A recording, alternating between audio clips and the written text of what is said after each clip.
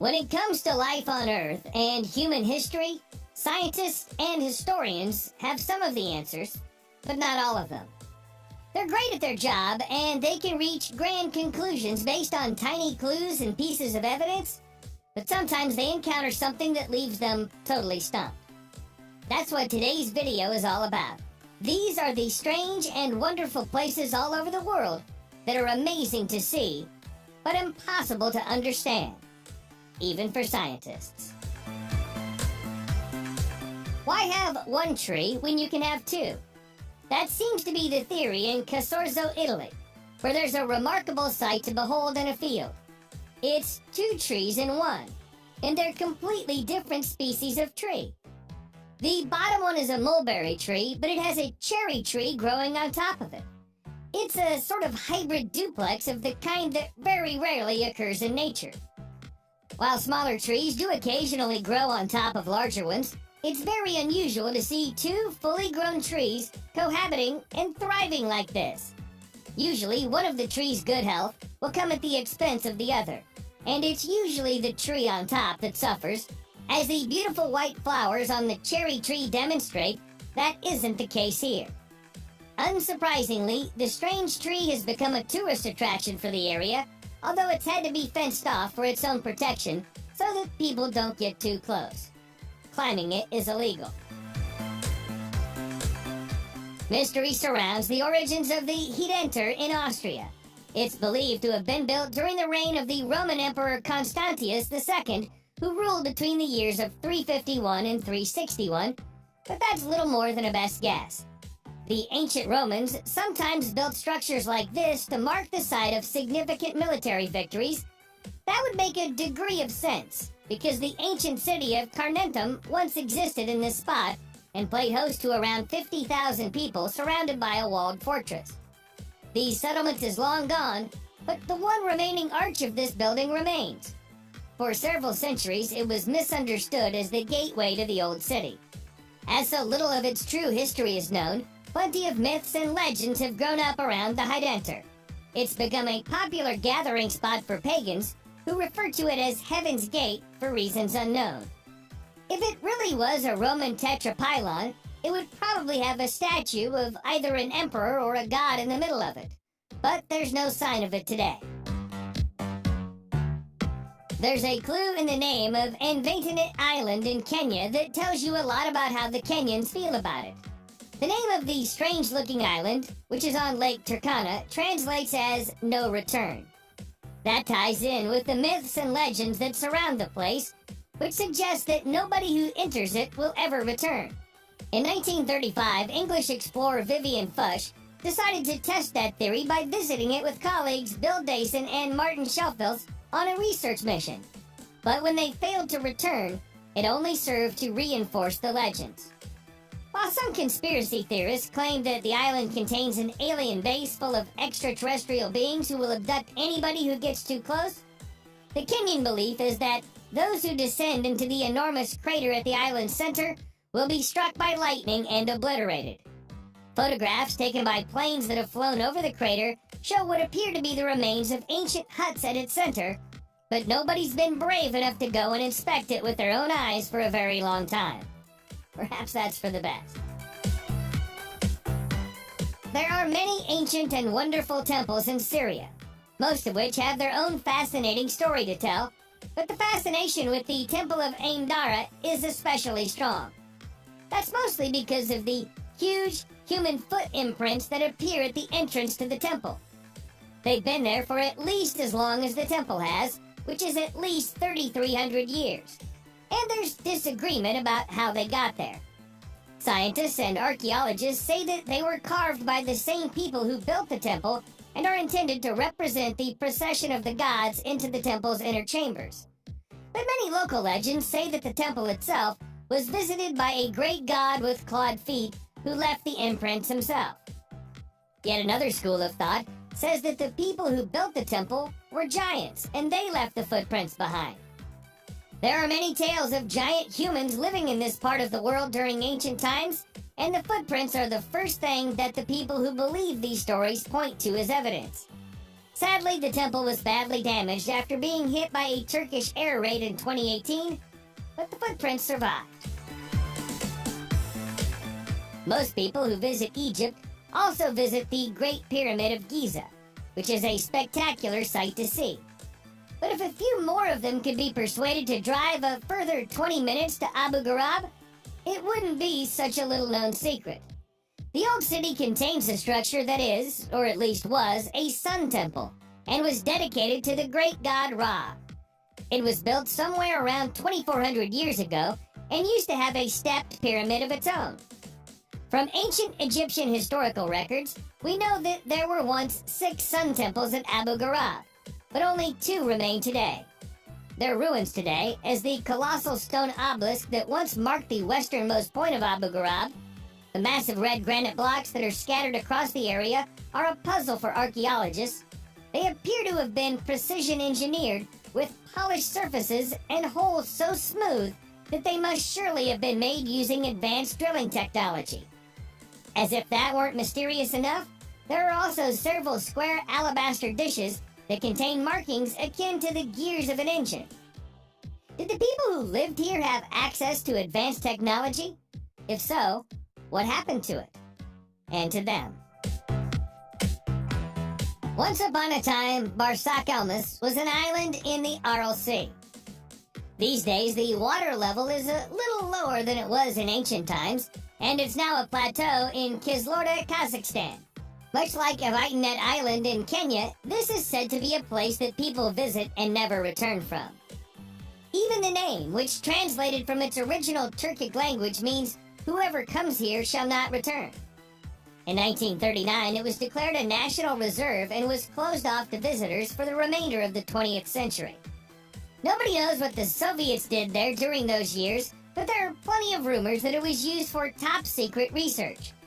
Even today, electronic devices fail as you get close, and navigational equipment stops working. There have been documented cases of people's skin turning blue after spending too long at or close to the plateau, and a commonly told legend about a group of nomads who stayed here for what they believed to be a year, only to return to civilization to find that 3 decades had passed. It's a mysterious and seemingly supernatural place. Amid the ruins of Amman in Jordan, where you'll find the crumbling shells of temples and palaces, you'll also find the shattered remnants of a giant human hand made from stone. This is the Hand of Hercules, and even in its broken, 3-fingered state, it's still a strangely intimidating thing to look at. The hand is part of the Temple of Hercules, which was built during the 2nd century during the Roman occupation of Amman's citadel. For reasons that have been lost to history, it appears that the temple was never finished. The presence of an elbow made from marble implies that there was once a plan to build a colossal statue of Hercules here, which, had it been completed, would likely have been the largest statue in the world at that time. The region is known for earthquakes, so it's possible that the Romans gave up on the idea of building anything here after enduring one earthquake too many for their liking. As tour guides like to point out to the curious visitors, the nails and cuticles on the hand look like they're well trimmed and conditioned, leading to jokes about Hercules enjoying regular manicures. While we at least know that the Romans were responsible for building the abandoned Temple of Hercules, we have no idea whatsoever who built the Pyramid of Sisilco in Mexico City, Mexico. There's some evidence that an enormous volcanic eruption destroyed the civilization that once existed here, but aside from that, they left very little behind for us to remember them by, other than their pyramid. By examining the land around the pyramid, archaeologists have been able to conclude that it was farmed for a period that started around 3,200 years ago and ended during the 1st century when the Sitle volcano erupted. That was a tragic twist of irony for the Mesoamerican population, who are thought to have worshipped a god of fire. While some historians believe that the entire population perished in that disaster, there are some who believe that the survivors fled to other parts of Mexico and took elements of their culture with them. Eventually playing a role in the rise of Teotihuacan, while there are no humans living here anymore, there's a thriving population of rattlesnakes and tarantulas.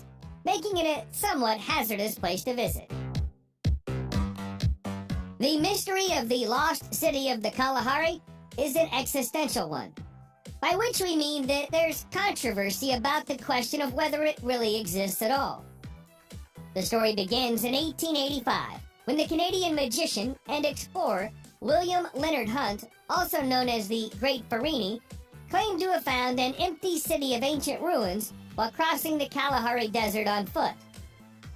In his report to the Royal Geographic Society, he spoke of seeing half-buried ruins, shattered temples, burial grounds, and semi-collapsed walls. That prompted no less than 25 expeditions in the decades that followed, none of which found anything like what the Great Farini described. By 1964, a new idea had arisen. A.J. Clement theorized that the magician had been mistaken about the route he took through the desert and devised an alternative route that Hunt may have taken by accident. By following it, he found a series of colossal stone monoliths made of dolerite, a material that, as it erodes, can begin to resemble straight, square blocks that resemble walls. Clement concluded that what Hunt actually saw was nothing more than a natural rock formation dating back 180 million years. But his explanation didn't satisfy everybody. There are still people searching for the lost city of the Kalahari to this day. The Nazis built a lot of strange structures all over Europe over the course of the Second World War, and not all of them are understood. In the absence of solid information, many wild and wondrous theories have sprung up, such as those that surround the concrete rings they built on the coast of the Barents Sea. The fact that the Soviet military took ownership of them after the war and refused to let anyone else get close for several decades did little to dispel the most extreme of those theories. To some, the Soviet interest in the site confirmed that these were places that the Germans conducted tests on anti-gravity devices and weapons of mass destruction. There's been some speculation that this is the place that the Nazis worked on a top-secret project known as Die Glocke, or the Bell. Other than knowing its shape, nobody truly knows what Die Glocke was supposed to do, aside from the fact that it was a fearsomely powerful weapon. It's perhaps more likely that these were concrete bases upon which rotating artillery pieces were mounted. But that's far less fun to believe. There are people who live in the town of Swinton in North Yorkshire, England, who believe that there's an ancient temple in their neighborhood. Looking at Swinton Druid's Temple, it's not hard to understand why. It certainly has the appearance of something ancient, and the words Druid Temple ought to give a clue to its function. In reality, however, it was built a mere 2 centuries ago by an extremely eccentric landowner, William Danby, who lived in Swinton during the 1820s, was a wealthy and generous man who was concerned about rising unemployment in his hometown. To help solve the problem, he paid dozens of locals to build the temple for him as an effigy to Stonehenge. Once that was done, he offered a huge financial reward to anyone capable of living as a hermit in the middle of it for 7 years. Someone managed to stay for 4.5 years, but nobody managed all 7, and William's reward was never claimed. Even though it's not really an ancient temple, it's still visited by New Age pagans and druids every summer solstice. Gunjiwamp in Groton, Connecticut, USA is the type of place that gives archaeologists and historians a headache. The settlement has been used and reused by a variety of settlers for at least 1,400 years, all of whom left their own mark on the landscape. There are stone chambers, stone rings, etching on the walls that don't correspond to any known language, and Native American artifacts. There are so many traces of human occupation in Gunjiwamp, it's impossible to say where one era of its use ended and the other began, or even who was the first there. One popular theory is that it was built in the 6th century by Celtic Christian monks who'd run away from Ireland to escape Viking raids. But that would rewrite the accepted history of pre-Columbian America, and also disregards several pieces of evidence that suggest the site is far older. Occasional spikes in electromagnetic activity have been detected at Gunjiwamp, which scientists put down to the composition of magnetite, granite, and quartz rocks. But conspiracy theorists buy into the idea that it's either an alien base or an energy vortex. One lithic stone tool found buried here is at least 3,500 years old, which blows a hole in the Celtic monk theory. We don't know whether it was built in stages or all at once, and frustratingly, we probably never will. Subscribe to the channel and turn on notifications, and you will be the first to know when a new video comes out. Thank you for watching, and see you in the next video.